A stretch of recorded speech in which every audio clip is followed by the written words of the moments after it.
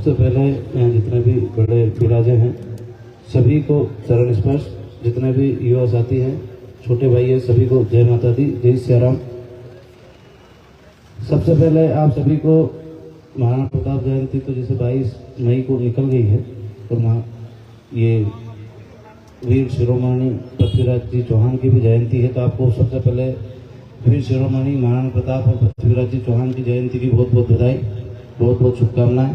जैसे कि हमारे बड़े भाई अभी बता रहे थे वियतनाम वाली घटना, जो भी कहानी थी मैंने भी पढ़ी है, पर उसमें राष्ट्रीय अध्यक्ष ने वहाँ के विदेश मंत्री से कहा था कि जब भी हिंदुस्तान जाओ तो वहाँ पर एक महापुरुष हुए हैं जिनके इतिहास को पढ़कर वियतनाम ने अमेरिका से युद्ध लड़ा, जो युद्ध वियतनाम हार चुका था, अपने आप को समर्पित कर चुका था कि अब हम हार चुके हैं। उनके इतिहास को पढ़कर, उनकी शौर्य गाथाओं को पढ़कर उन्होंने युद्ध डबल से लड़ा और अमेरिका से ये युद्ध जीते। तो उन्होंने उनके विदेश मंत्री से कहा था कि जब भी आप इंडिया जाओ, भारत जाओ, तो वहां एक महापुरुष हुए, उनकी समाधि पर जाना और वहां से मिट्टी लाना, ताकि वो मिट्टी हम हमारे देश की मिट्टी के साथ मिला सके, ताकि ऐसे योद्धा हमारे देश में भी पैदा हो। तो जब वो आए थे तो उन्होंने, देश में हमारे बहुत सारे नेता हैं, बहुत सारे दल हैं, तो सब अपने अपनी मूर्तियां बनाते हैं, अपना अपना काम करते हैं, सब अपने अपनी मूर्तियां बनवा रहे हैं। अभी भी जो से भी दल है, भले भाजपा हो या कांग्रेस हो, सबने अपने अपने समय में अपनी अपनी मूर्तियां बनवाई हैं। तब वो यहाँ आए थे तो उन्हें जो भी मूर्तियां देखने को मिली, जो भी समाधियां देखने को मिली, तो उन्होंने पूछा कि महाराणा प्रताप जी की समाधि कहाँ है। तो फिर वो उदयपुर पधारे थे, उदयपुर पधारे, उन्होंने वो समाधि के दर्शन किए और वहां से मिट्टी ली।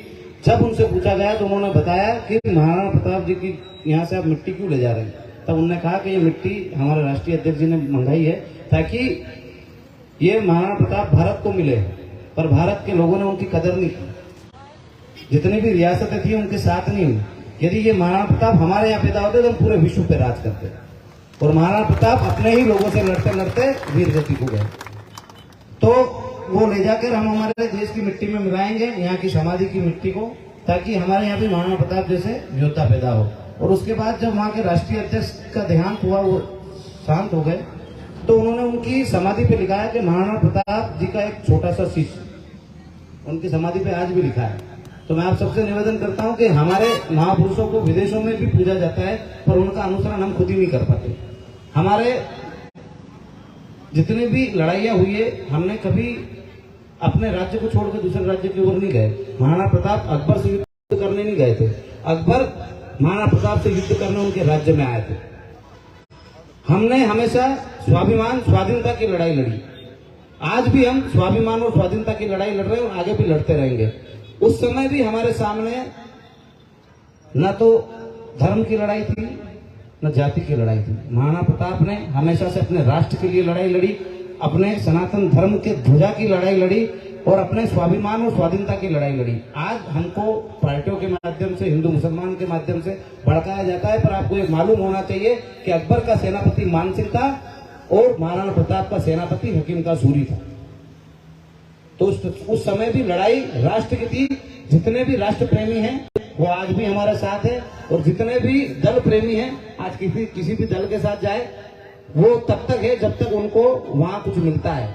तो आप सबसे निवेदन है, राष्ट्र की लड़ाई, धर्म की लड़ाई, और जहां भी जरूरत पड़ेगी अपने स्वाभिमान और स्वाधीनता को बचाने की हम लड़ाई लड़ते रहेंगे। एट्रोसिटी एक्ट की जो हम लड़ाई लड़ रहे हैं वो किसी जाति के खिलाफ नहीं है, हमारी स्वाधीनता की लड़ाई है। हमें गुलाम किया जा रहा है उस एक्ट के माध्यम से, तो हम हमेशा लड़ते रहेंगे। आप सभी से निवेदन है, आप हमारा साथ दें, सहयोग करें और सही गलत का निर्णय लें। जय माता दी, जय माता दी।